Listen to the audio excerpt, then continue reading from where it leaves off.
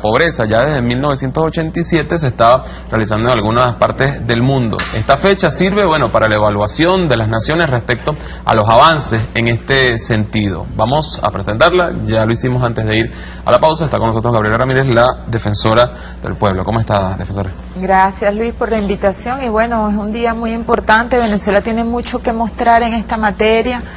Además que la pobreza tiene inscritos muchos indicadores que dan cuenta del esfuerzo que ha hecho nuestro país. Bueno, el agua potable, la adopción a agua potable es un indicador que te revela cuán pobre es un país, es una población. Venezuela ha alcanzado la meta del milenio de la adopción directa a agua potable, por ejemplo, el tema de la alimentación. Es decir, la pobreza, en un término puro, pudiéramos decir que hemos avanzado muchísimo, pero también pudiéramos hablar de otros indicadores que dan cuenta de las políticas públicas eficientes que ha tenido nuestro país para abatir este flagelo. En principio yo quisiera colocar un poco en contexto lo que se ha hecho en estos años, bueno, el contexto histórico de la nación, un país con recursos petroleros desde hace ya muchísimo tiempo, más de 100 años, ¿no? En un momento llegó a ser Venezuela el principal exportador de petróleo del mundo, pero hubo una época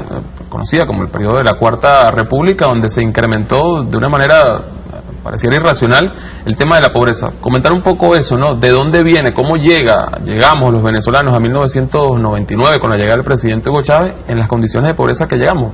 ¿Por qué? ¿Cuáles eran las razones para eso? Bueno, fíjate, lo primero era una política petrolera antisoberana, totalmente complaciente a los intereses foráneos, donde teníamos un barril de petróleo cerca de $7.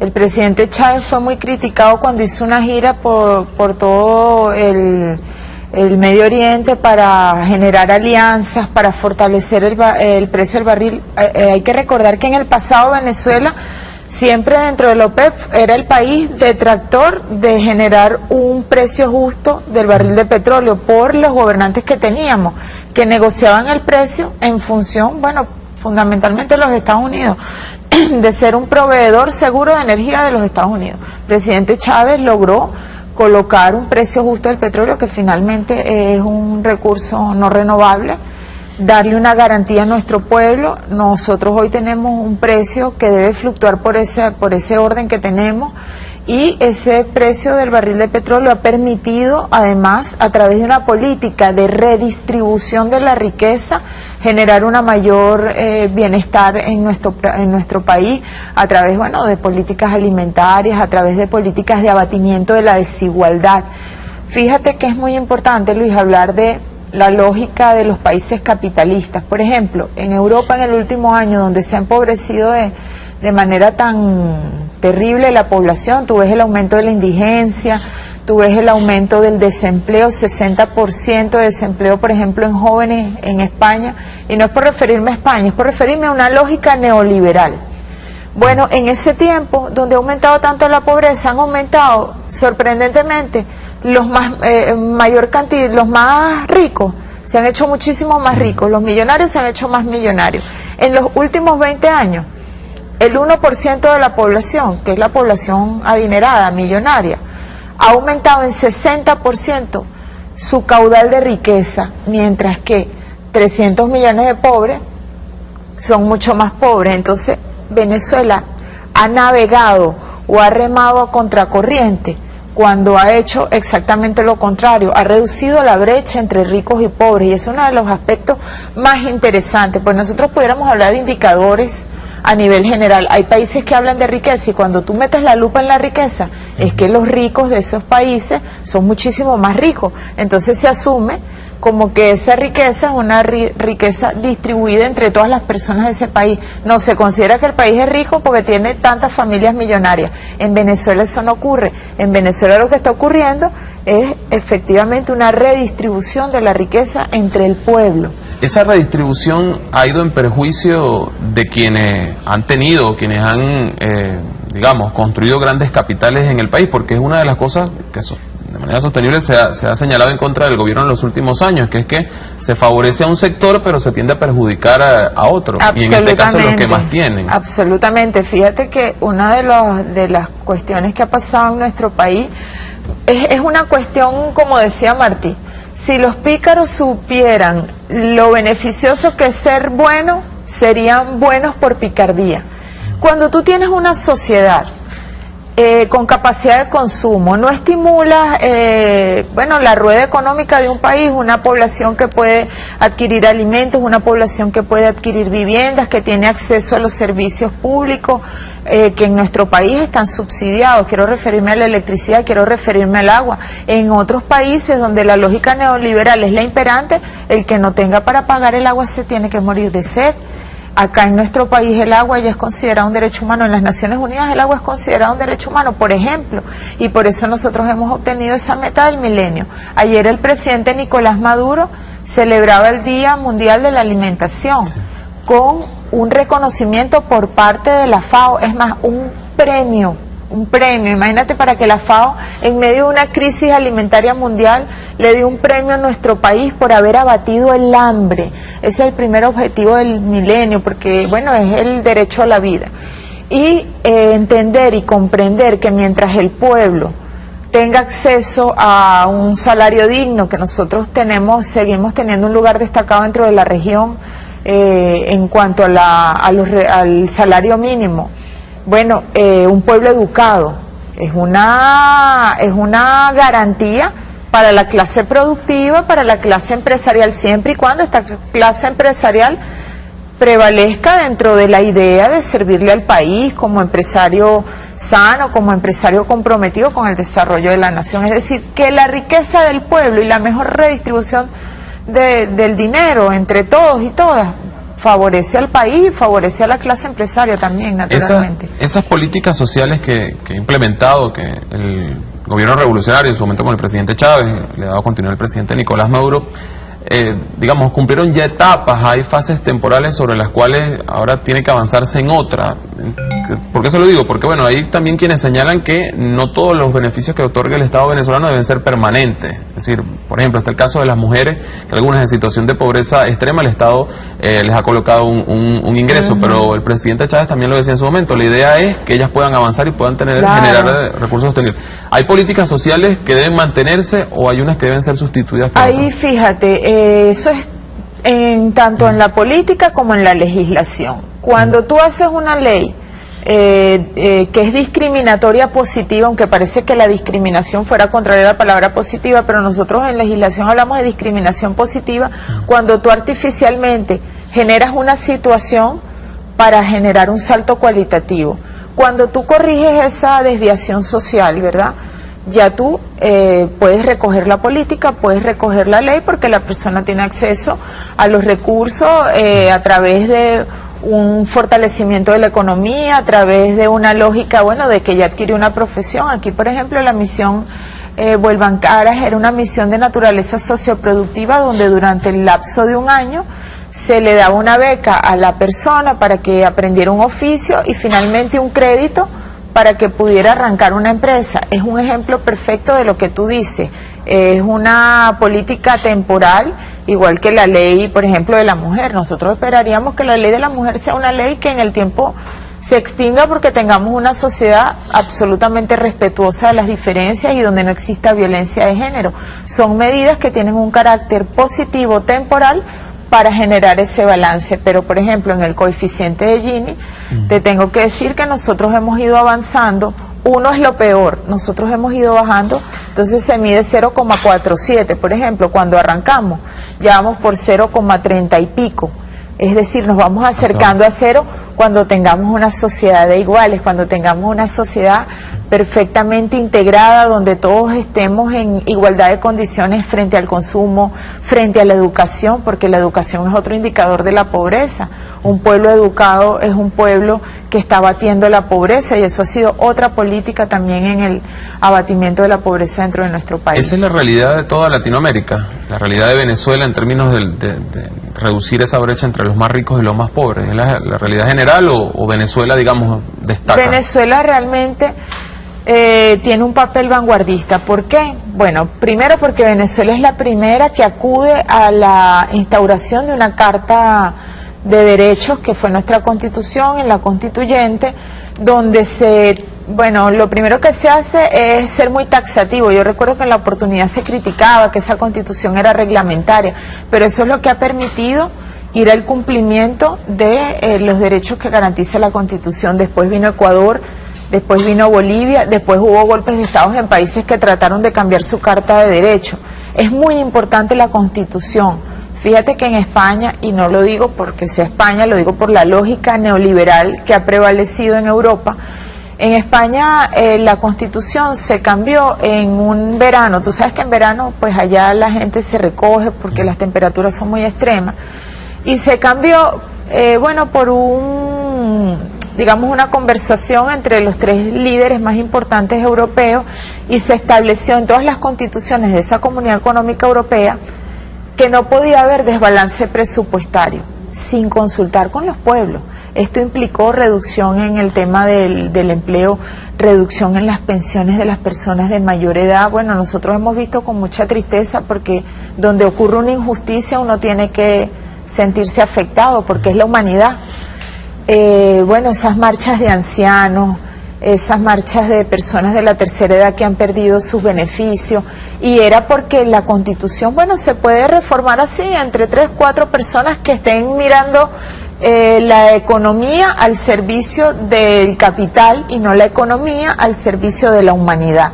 Eso es lo que nosotros hemos transformado aquí. Para rodarle una coma a la Constitución, tú sabes que nosotros tenemos que ir a una consulta general, y esta Constitución es la que ha permitido todos estos logros. En Ecuador se ha avanzado muchísimo también, en Bolivia se sigue avanzando con los recursos, porque la Constitución es imperativa. Hay que abatir la pobreza, los principios constitucionales, la solidaridad, la igualdad.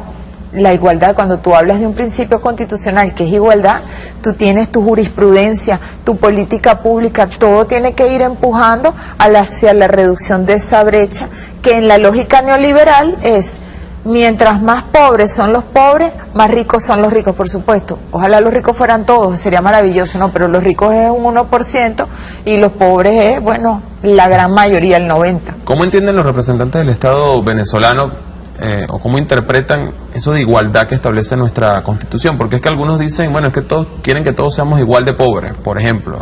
No se atreven a señalar cosas como esa. Entonces, ¿qué es igualdad en términos de lo que interpreta el Estado y lo que se ejecuta a través de sus políticas? Bueno, fíjate, primer tema. Lo primero que fundó aquí, una ley habilitante, por cierto, solicitada por el presidente Chávez, es el derecho a la tierra, tanto en los sectores campesinos, en los sectores agrícolas, como en los sectores urbanos. Esto implicó que personas que han hecho vida dentro de las comunidades se fuera regularizando ese derecho.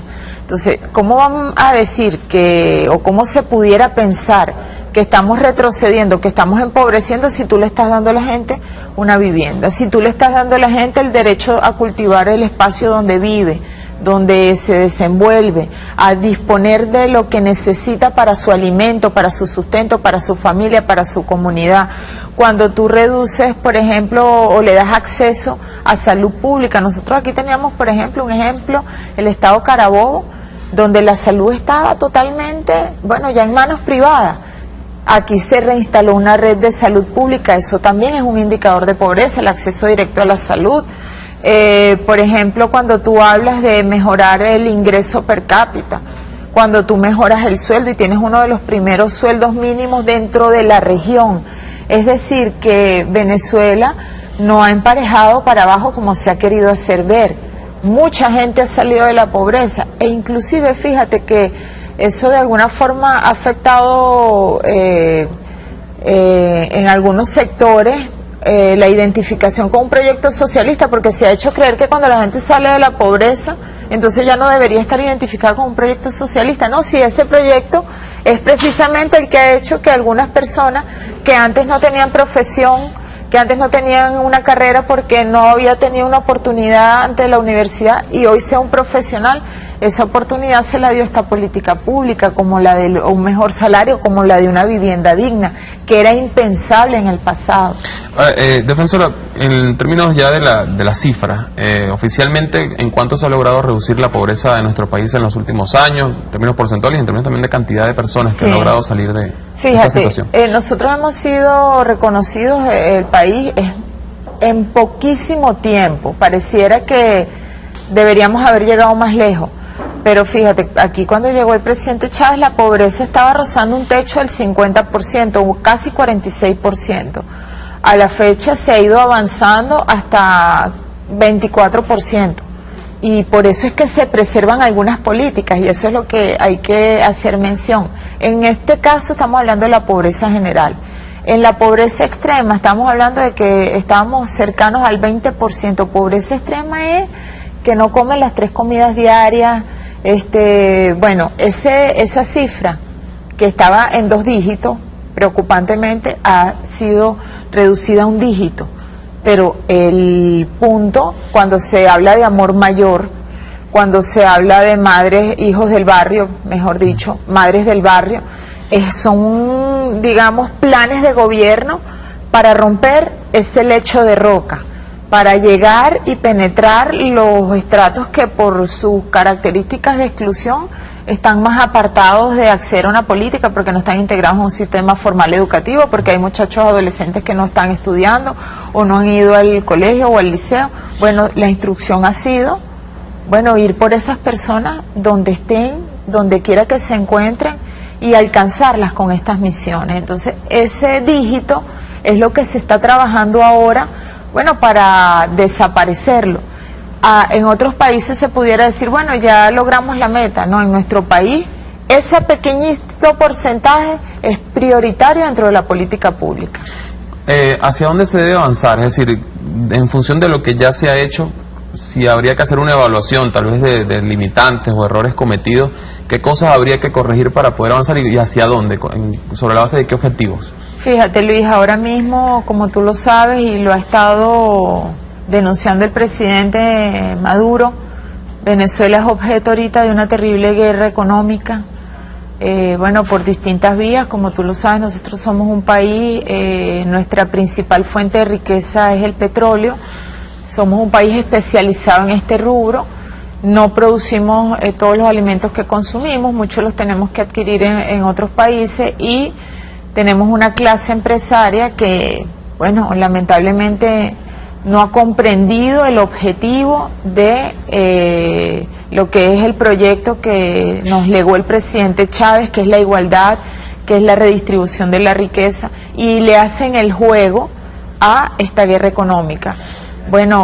Ahora mismo la misión nuestra toda del Estado es la defensa de estas conquistas, que son muchas. Nosotros hemos logrado objetivos del milenio, como es el abatimiento del hambre, gracias a esta política, gracias a este proyecto de país que está recogido en nuestra Constitución.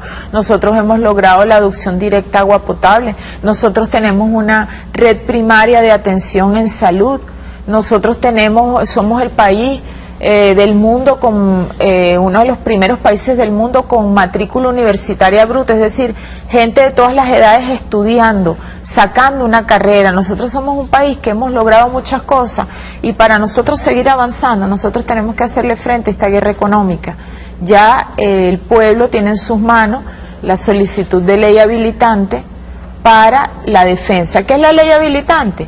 Es la capacidad de legislar en tiempo real, de manera reactiva y defensiva de estos logros. No es otra cosa, es poder responder de manera eficiente, oportuna e inmediata a los ataques que está recibiendo el país en este minuto. ¿Es indispensable en este momento? Por supuesto, naturalmente. Entonces hay que darle este voto al presidente Maduro para nosotros lograr la defensa de estos logros. Hoy es un día de balance. Hoy es el Día Internacional de Erradicación de la Pobreza. Venezuela tiene que mostrar, Venezuela tiene mucho que decir, con la humildad que nos ha caracterizado siempre como país, porque no le hemos impuesto nuestra lógica a ningún otro país, estamos remando a contracorriente. Eso fue una expresión de uno de los expertos del comité contra la discriminación, cuando nos felicitaban por todos los logros que tenemos en inclusión social, y decían, bueno, Venezuela es lo contrario, ir incluyendo a mayor cantidad de personas. ¿Cómo podemos defender estos logros? Bueno, teniendo la capacidad de legislar, de ajustar y de abatir esa guerra económica que muchas veces tiene la forma de corrupción, cuando se desvían los recursos por mecanismos o por vías fraudulentas para estafar al país, para lograr allanarnos estos logros, para allanarnos todo el camino que hemos recorrido. Bien, muchísimas gracias, defensora. Gracias, Luis. Gracias por habernos acompañado, la defensora del pueblo Gabriela Ramírez, Día Internacional de la Erradicación de la Pobreza. Nos corresponde hacer una pausa. Antes les vamos a mostrar los datos acerca de la jornada que realiza el día de hoy el Servicio Administrativo de Identificación, Migración y Extranjería, el SAIME. Ahí están varios puntos para una jornada de cedulación. Aquí en Caracas, en la calle La Sierra, sector El Arañero, Boquerón, parroquia Sucre, sector El Helicoide, antigua proveeduría del Instituto Venezolano de los Seguros Sociales, eso está en la parroquia San Agustín. En el caso del estado Miranda, el sector Bosque Alto, la Mesa de Misiones, en la parroquia Guatire, y también en Ciudad Belén, terraza 12, parroquia Guarenas, municipio Plaza. En el estado Sucre, el INSE Comercio, calle Bolívar, cerca del hospital, la parroquia Valentín Valiente. Otro punto, en el estado Sucre, será la oficina Saime Carúpano, calle Colombia con San Félix, parroquia Santa Catalina. Y en Nueva Esparta, 2 puntos más, el terminal de Juan Griego, la parroquia Juan Griego Marcano. Y también el estacionamiento del Centro Comercial Macro, calle Colegio, parroquia Por la Mar, allá en el estado Nueva Esparta. Además de mostrarles estos datos, nos vamos a ir a la pausa con un micro realizado por nuestro equipo de producción y que hace referencia justamente a uno de los aspectos en los cuales nuestro país ha avanzado, el tema de la alimentación. Veamos el trabajo, vamos a la pausa y al regreso va a estar aquí con nosotros Luis Jonas Reyes, él es el presidente del Consejo Legislativo del Estado Lara. Ya venimos.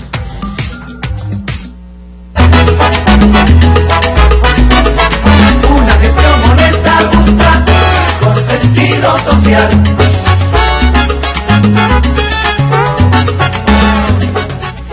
Continuando el legado del comandante supremo Hugo Chávez Frías, de impulsar políticas públicas en materia de alimentación, destinadas a luchar para la erradicación de la pobreza extrema y el hambre, recientemente el presidente de la República, Nicolás Maduro Moros, en el marco del Gobierno de Eficiencia en la Calle, otorgó a la Fundación Programa de Alimentos Estratégicos Fundaproal, ente adscrito al Ministerio del Poder Popular para la Alimentación, recursos para el plan de refacción y reinauguración del programa Casas de Alimentación.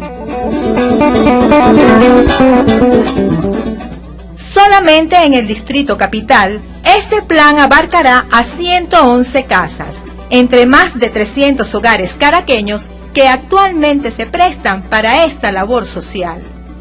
Una de ellas está situada en la calle 18 de octubre del barrio Bruzual, en la popular parroquia El Valle. Allí, la señora Silvestra Valladares y una de sus hijas nos cuentan cómo emprendieron esta misión en la que atienden a las personas más necesitadas del sector. Bueno, yo misma fui hablando con la gente para que trabajaran conmigo. Las mujeres que trabajan conmigo tienen todo el tiempo que tengo yo con el comedor. Nosotros somos 5. Tenemos ya 9 años como Casa de Alimentación. Vino el antiguo Consejo Comunal y nos propuso pues que abriéramos la Casa de Alimentación. Vino un supervisor, nos planteó los objetivos de la Casa de Alimentación como tal. Y entonces fuimos, mi mamá y yo, como diciendo, cocinando el proyecto, que era una ayuda a la comunidad, y bueno, así nació esta Casa de Alimentación aquí. Nos llegó muchísima gente preguntando, siempre tuvimos el apoyo del coordinador porque le explicaba a la gente en qué se basaba el proyecto de las casas de alimentación, y así fuimos llenando la cuestión de los beneficiarios. Pues hubo una selección de personas, o sea, las personas que tenían más necesidad en el momento, que gracias a Dios hemos superado esas expectativas también, y de verdad nos sentimos muy contentos porque se acaba un poco lo que es la desnutrición en los niños. Ayudamos muchas madres solteras que tenían bastantes niños en ese momento y las ayudamos pues a superar esa crisis, como quien dice, y nos sentimos bien contentos por eso, por esa labor social.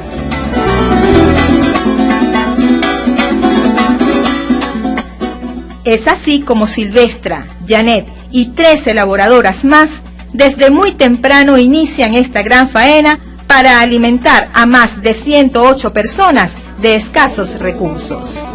Pero ahorita tenemos 108, pero a veces vienen todos, a veces no vienen, hay bastante niños. A las 5:40 se empieza, llega Ogla, que es la primera elaboradora que llega a esa hora, empieza a picar el pollo, la carne, a 10 para las 7 llega Magdalena, llega Zulay, entonces cada quien tiene su función. Entonces ese es como que el día a día de nosotros. Ahorita tenemos 108 beneficiarios, a veces varía, a veces vienen más, a veces vienen menos. Trabajamos con niños, con personas de la tercera edad, con mujeres embarazadas, con gente en situación de calle. Eso es lo que hacemos acá. Nos dan un curso de manipulación de alimentos para conocer el preparado de las comidas. Vamos para los cursos, vamos para todos los que nos invitan, nosotros nos vamos y ellos nos explican cómo hacer todas las comidas. Siempre el menú varía, no todo el tiempo es el mismo. Una vez a la semana cocinamos granos, se les da jugo de papelón con limón o concentrado de frutas y así sucesivamente toda la semana. Semanalmente, los días jueves religiosamente nos llega el suministro.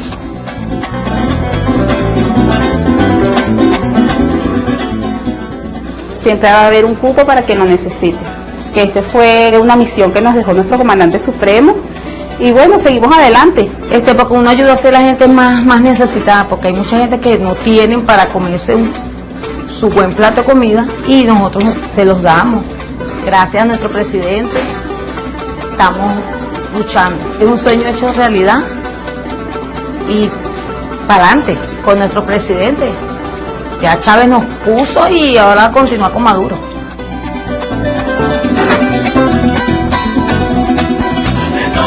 Los venezolanos.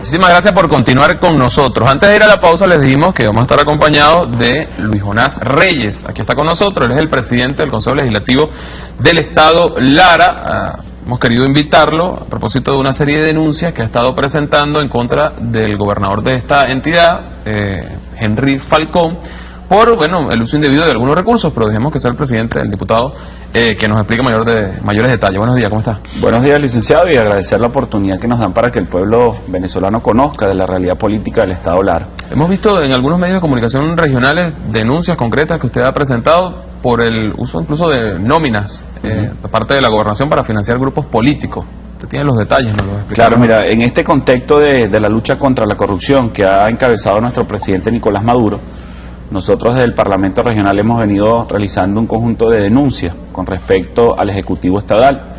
Inclusive hace 2 semanas el Consejo Legislativo aprobó un informe solicitando la destitución del director de Concultura por estar inmerso en unos hechos delictivos, hechos de corrupción. Fue aprobada por mayoría de los presentes en la sesión ordinaria y fue destituido efectivamente el director. Inclusive el propio gobernador no tuvo más remedio que destituirlo por lo contundente que de las pruebas que presentamos en el informe.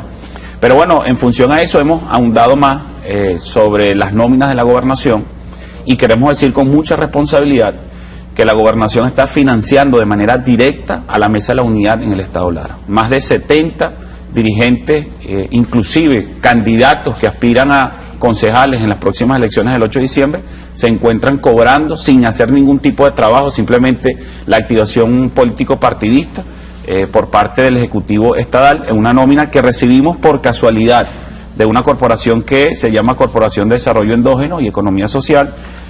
Nosotros trajimos parte de esta nómina. Inclusive solamente en esta hay 70 dirigentes, ¿no? Okay. Yo voy a permitir mostrarla, no sé si por... Sí, aquí la vamos a observar. Para que ustedes vean, el primero que aparece aquí es un candidato que está inscrito. Fíjense ustedes que todos tienen la misma nomenclatura, asesor técnico social, ¿no? Ese Alirio José Perdomo, Alirio José Perdomo es candidato a concejal. Otro que tenemos nosotros por aquí abajo, Wilfredo Túa, es candidato a concejal. Y si revisamos la nómina, nos vamos a dar cuenta que efectivamente gran parte de los que están aquí son dirigentes. Yo me traje inclusive la inscripción en el Consejo Nacional Electoral de estas personas, donde se da fe de que son candidatos de concejales a los distintos circuitos del municipio Iribarren, ¿no? Allí en la parte de abajo vamos a ver, está subrayado. Alirio Perdomo, que fueron los dos que nombramos, ¿no? Si me, voy a subirlo un poquito, que está aquí. Y voy a voltear la página para que veamos otro de los dirigentes que está por el circuito 3, ¿no? Wilfredo Túa, que fue lo que leímos aquí. Estos son actores políticos, no son ningunos trabajadores sociales, ni mucho menos tienen ellos vinculación con este organismo. Nosotros hemos solicitado una investigación a profundidad del Consejo Legislativo para presentar un informe de todas las nóminas, porque te insisto, se están utilizando los recursos del pueblo de Lara para financiar a partidos políticos, y más aún a candidatos que están aspirando a las elecciones del mes de diciembre. Y también, fíjate, no solamente eso, otros organismos, aquí está la nómina de la Fundación Unidos por la Esperanza, fíjate la cantidad de personas que están en estos organismos, que son la mayoría dirigentes partidistas, ¿no?, de la Mesa de la Unidad. ¿Eso cómo ustedes lo han comprobado, que sean realmente activistas de partidos políticos? Primero esto, ¿no? La propia inscripción en el Consejo Nacional Electoral, donde se da constancia. Segundo, no trabajan, ellos no van al sitio de trabajo. No hay nada que respalde a estos funcionarios como trabajadores reales de esta fundación. Y bueno, a raíz de esto hemos comenzado a revisar las nóminas de la gobernación, porque nos causaba curiosidad de que efectivamente estaban apareciendo estos nombres. Yo tengo aquí una sanción de la Contraloría General del Estado Lara, porque ¿qué pasa con la derecha en este país? Que pretende escudarse por su posición política y decir que son perseguidos. Nosotros hacemos estas denuncias en Lara y el gobernador dice que es una persecución que tiene el Partido Socialista contra su gestión. Y no es así. Hemos venido profundizando y hay hechos concretos, te insisto, destituimos hace unos días un director. Pero es que la propia Contraloría del Estado Lara sanciona a los directores de los organismos. Y aquí está, por ejemplo, Oli Mendoza. Mira la cantidad de cheques que ella ha recibido de este organismo. Ella no es trabajadora de allí, ella es candidata a concejal. Desde el año 2011 han venido financiando a estos dirigentes de la derecha en el Estado Lara, ¿no? Y aquí está la sanción de la Contraloría, no lo estoy inventando yo, aquí está en mis manos. Contraloría de Lara. Del Estado Lara. Y bueno, producto de estas investigaciones, nos hemos conseguido otras cosas que son sumamente graves, sumamente graves. En el caso de la Fundación del Deporte de Lara, Fundela, solicitamos la nómina, que aquí está la nómina, es un papel muy grande y no lo voy a mostrar por lo dificultoso que es, pero fíjate, aparece esta señora cobrando, Ana Pastora Ochoa. Resulta ser que este es el acta de función de la señora Ana Pastora Ochoa, aquí está. Ella murió hace 3 años, y a esta altura aún sigue cobrando, supuestamente. ¿Quién cobra? Pero lo más grave aún, exacto, que está esta señora, Ana Pastora, aquí está el nombre de ella, y este es del registro civil. Cobra una persona que tiene, este es el número de cédula de la persona, que vive en el Zulia, que está inscrita por lo menos en el CNE en el Zulia. Entonces, así como esto, se han venido presentando un conjunto de casos, que nosotros vamos a profundizar estas investigaciones, porque bueno, estamos viendo con suma preocupación que los recursos del pueblo de Lara están siendo utilizados para financiar y en otros casos para, bueno, ser pagados a personas que ni siquiera laboran en estos organismos, ¿no? Tú bien lo has mencionado, este tipo de acciones se están dando cuando el presidente de la República está llamando a toda la sociedad a la lucha contra la corrupción. Quisiéramos incorporar un sonido del presidente Nicolás Maduro justamente para poner en contexto estas situaciones que se están dando. Vamos a escucharlo. Ahora, me llegaron un conjunto de sustentos y yo ordené una investigación a fondo. Y es muy amargo descubrir lo que iba descubriendo. Es amargo. Ustedes saben qué es la amargura, ¿verdad? Sentir amargo por aquí. Escozor. Pero lo único que cura la amargura de descubrir la corrupción en gente que supuestamente está haciendo la revolución es la justicia a fondo. Y aquí no hay protegidos de ningún tipo, no hay protegidos, sencillo. Yo quiero agradecer al PSUV, a Diosdado Cabello, al Gran Polo Patriótico, por todo el apoyo que están dando contra la corrupción. Aquí no sale ni un diputado nuestro, ningún partido a decir, no, que el alcalde de Valencia, pobrecito, que déjenlo solo, no. Lamentablemente, se metió en eso ahora que pague, que dé la cara, y ahí está en la cárcel. Él y todos sus cómplices, mano de hierro con la corrupción. Lo dije y cada vez vamos a apretar más la mano con ese tipo de conductas y ese tipo de gente. La posición del presidente Nicolás Maduro, en caso específico el alcalde del municipio de Valencia en el estado Carabobo, Edgardo Parra, quien ya está detenido y sometido a los procedimientos judiciales correspondientes. Y estamos hablando aquí de un caso que presenta figura, bueno, en el caso del gobernador del estado Lara, claramente un dirigente opositor en nuestro país. Estas situaciones que se vienen presentando y que usted denuncia con estas pruebas, ¿es algo nuevo? O digamos, ya hay antecedentes que refieran el mal uso de los recursos del pueblo de Lara. No, por eso te digo, aquí está inclusive una sanción de la Contraloría del año 2012, pero que es producto de las investigaciones que se han realizado del año 2011, de la gestión del año 2011. Y en la Comisión de Contraloría de la Asamblea Nacional reposa un conjunto de denuncias producto del mal manejo de recursos que habían sido manejados por el Ejecutivo Estatal, y en el caso tal, cuando fue alcalde, el caso de Trasbarca, que es un caso muy sonado, que por cierto el presidente inauguró el pasado 14 de septiembre producto del gobierno de eficiencia de calle, pero que bueno, había recibido más del doble de lo presupuestado y que lamentablemente esa obra no avanzó sino el 22%, ahí hay una investigación que se está realizando. Entonces es una conducta reiterativa de quienes han sido encargados para administrar los recursos del pueblo del estado Lara. Y fíjate, yo veía el día de ayer una manifestación que hubo ayer, de los maestros en el caso del estado Miranda.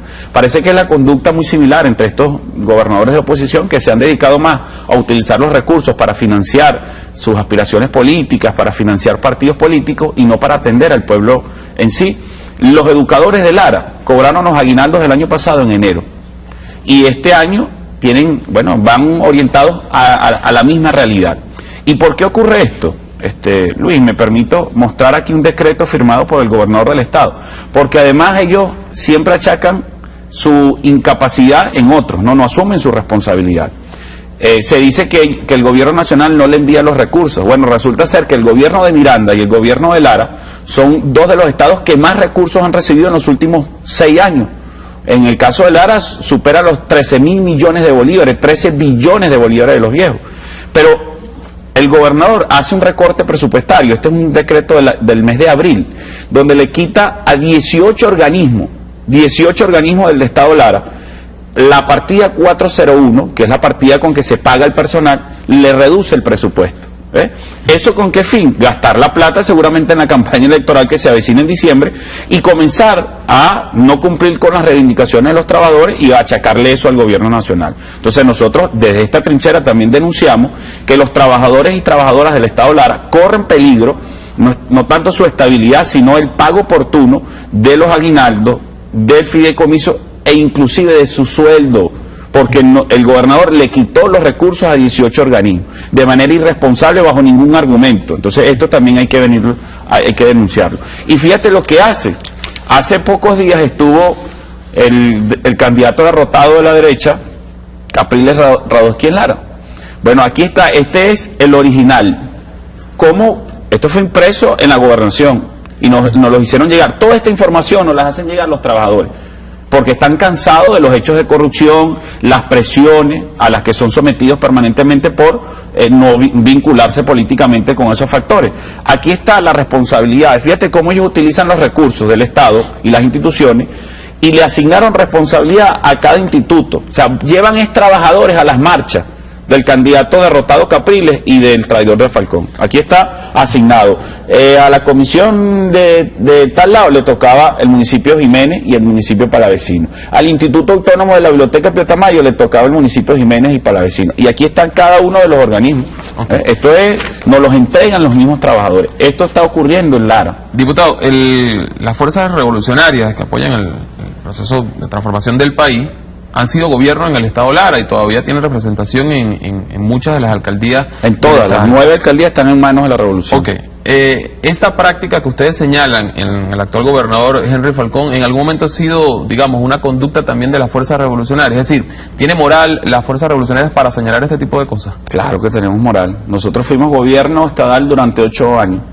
Y el gobernador para ese entonces, el comandante Reyes, salió por la puerta grande. Jamás hubo una denuncia contundente que demostrara que existían argumentos para haber cometido hechos de corrupción en lo absoluto.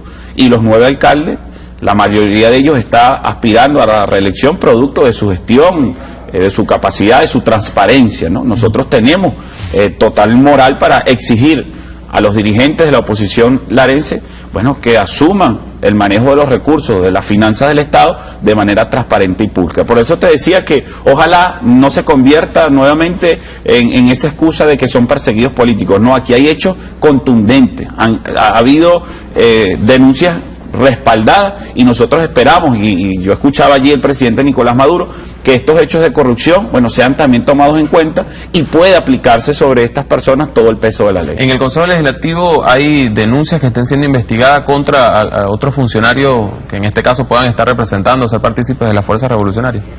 Mira, hay casos de organismos nacionales y organismos estadales. Nosotros hemos recibido algunas denuncias. Claro, la oposición usualmente trata de desviar la atención de estos hechos de corrupción que nosotros estamos denunciando.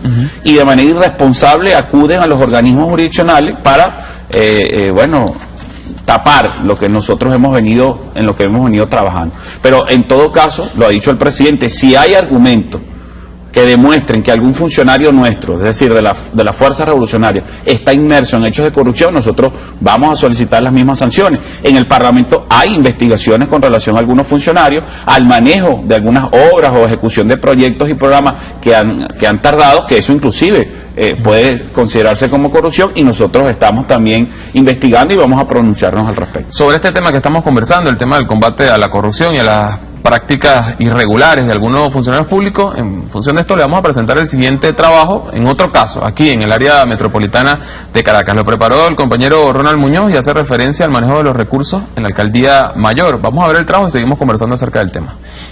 Sin duda alguna que la candidatura nosotros está conformada sobre la base de la unidad. Antonio Ledesma es el candidato de la Alcaldía Metropolitana por la unidad. Tengo aquí un documento que quisiera preguntarle por esto, porque se trata de un documento del año 1997, un escrito en el que usted precisamente, en su condición de concejal, solicita una investigación contra el señor Antonio Ledesma por presunta comisión de delitos de corrupción, ejerciendo el cargo de alcalde del municipio de Libertador.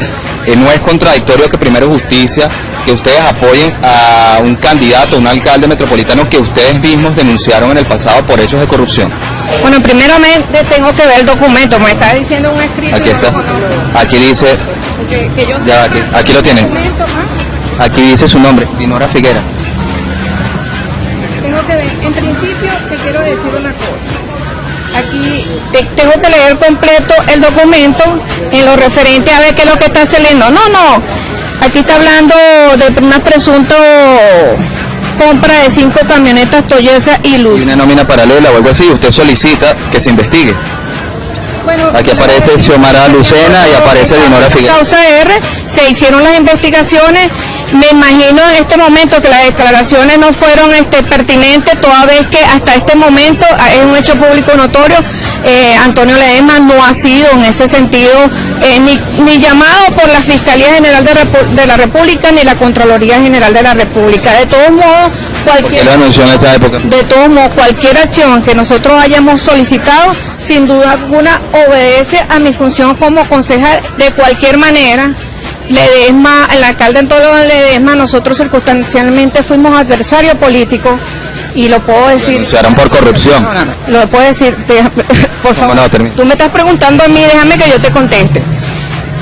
Antonio Ledesma y mi persona fuimos adversarios políticos, inclusive Carlos Melo fue adversario político de Antonio Ledesma, inclusive tuvimos una diatriba bien fuerte con Antonio Ledesma en una oportunidad, cuando yo era concejal de la Causa R, pero yo creo que en este momento así será.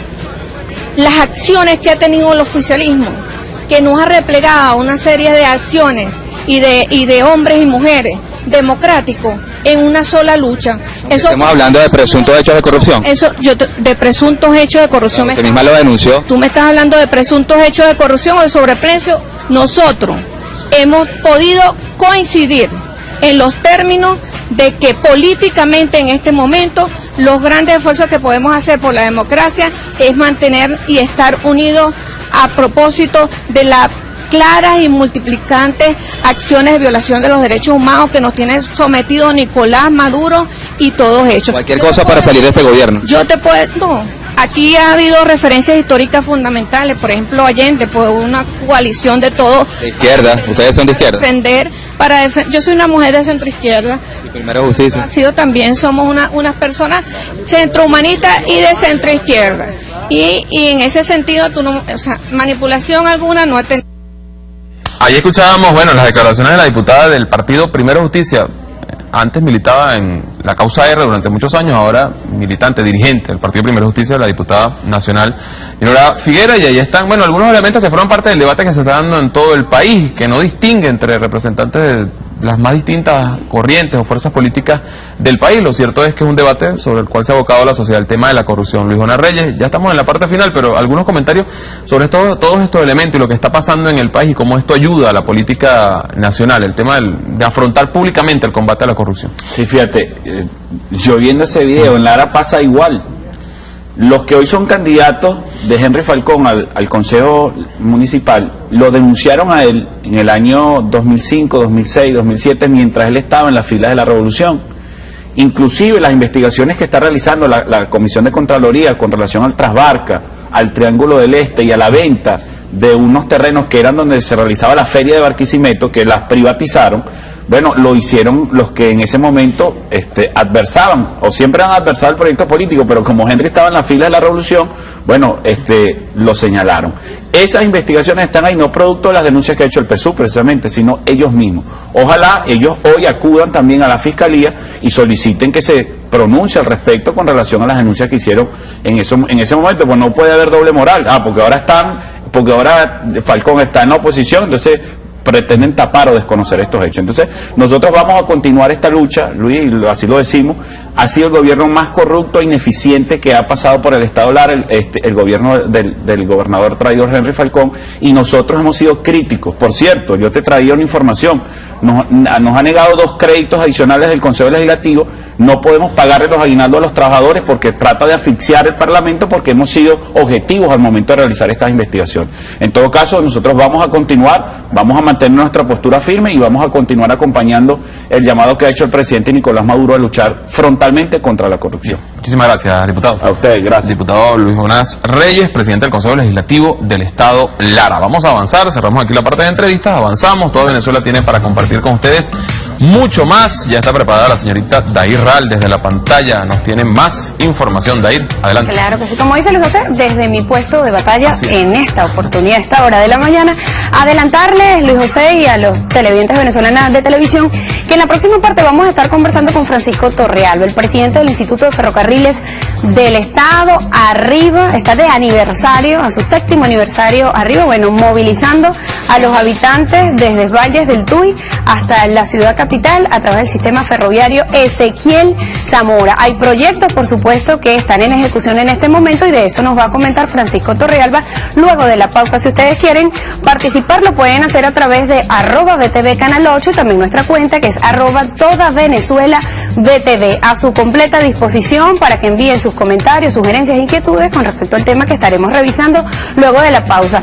Y Barry Cartoya también está acá ya listo en el estudio para adelantar también el tema deportivo, y allí lo vemos con el premio que le fue otorgado el día de ayer. Decía Barry, no es solo un premio de él, es de todo el equipo de Venezolana de Televisión, de todo ese equipo de deportes, periodistas deportivos que siempre están allí pendientes para ofrecer la mejor y la más oportuna información en esa materia, Barry. Felicitaciones. Muchísimas gracias, Dair, y felicitaciones también a todo el equipo de Venezolana de Televisión. Nosotros hoy vamos a abordar el tema de la Liga Nacional de Polo Acuático. Tercera campaña comienza este fin de semana, masificación y desarrollo de esta disciplina deportiva que ha logrado convertirse en una referencia a nivel internacional, tanto en ciclos olímpicos como en campeonatos de la propia disciplina, y tiene que ver también con el enorme crecimiento de la mano de un gobierno revolucionario que apuesta no solamente al crecimiento de los deportes convencionales, sino también a los alternos, aquellos olímpicos, el caso del polo acuático. En el pasado era posible pensar en una Liga Nacional de Polo Acuático, y es lo que tenemos ahora y de dónde venimos. También vamos a revisar notas bien interesantes acerca de la pelota criolla, el reconocimiento que se le hizo a los héroes y heroínas del Distrito Capital, y de igual manera 14 medallas para Venezuela en los Juegos Panamericanos. Todo esto después de la siguiente pausa. Ya venimos con mucho más.